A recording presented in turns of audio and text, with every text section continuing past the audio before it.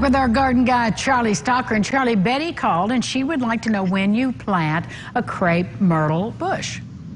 Okay, you can plant a crepe myrtle bush anytime if it's in a container and it's ready to be planted from that container. You get it at the nursery or the box store. If it's balled in burlap, the same scenario holds.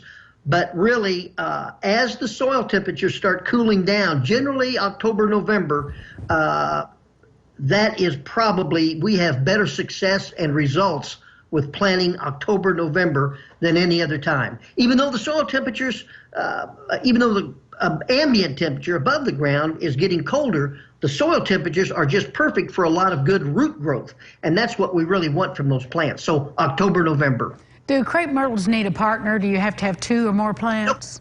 Nope. They're what we call monoecious. Monoecious means you have the male and the female parts on the same plant. Well, that's handy. Yeah. So Penny would like to, Penny called, and she says her tomato plant has yellow leaves all the way up. She planted it in a bucket. So what's the problem? It's early blight. Cut those limbs, cut those leaves off, get rid of them. You've got spores that are bouncing up from the soil, and that's affecting the plant. So trim those leaves off.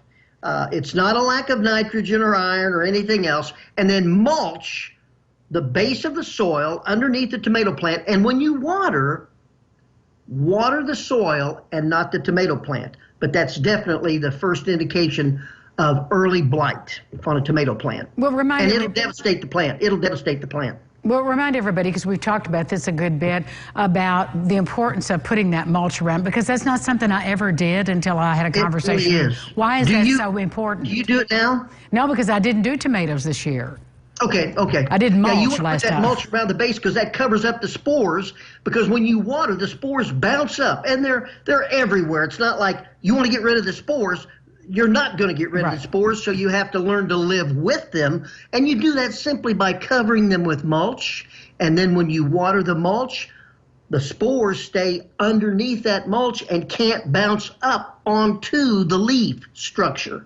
So if you do have those leaves that are starting to yellow at the bottom and working their way up, simply trim them off, put your mulch underneath, water the mulch, and you will correct the situation and not have any more problem. And there are certain varieties, too, that you need to know that are more susceptible to early blight. And I'll tell you which ones. Your heirloom tomatoes, your Brandywine, your Mortgage Lifter, your Purple Cherokee, those heirlooms, which I really like and have a much better taste than any of the other indeterminate tomatoes, they are more subject to the early and late blight. So, you know, good for one and not for the other kind of thing. Well, Charlie, we just have a few seconds, and Ruth wants to know the fertilizer for a citrus tree. Citrus tree likes a good 3-1-2 fertilizer. Anything that's 3% of the nitrogen, 1% of phosphorus, and 2% of the potassium. Any combination of 3-1-2 is excellent for citrus. And you are excellent for gardening advice. Thank you for being with us, Charlie. Thank you. Always good to see you. All right, thank you so much. We'll talk to you soon. Okay. We'll be back with more Lifestyles right after this.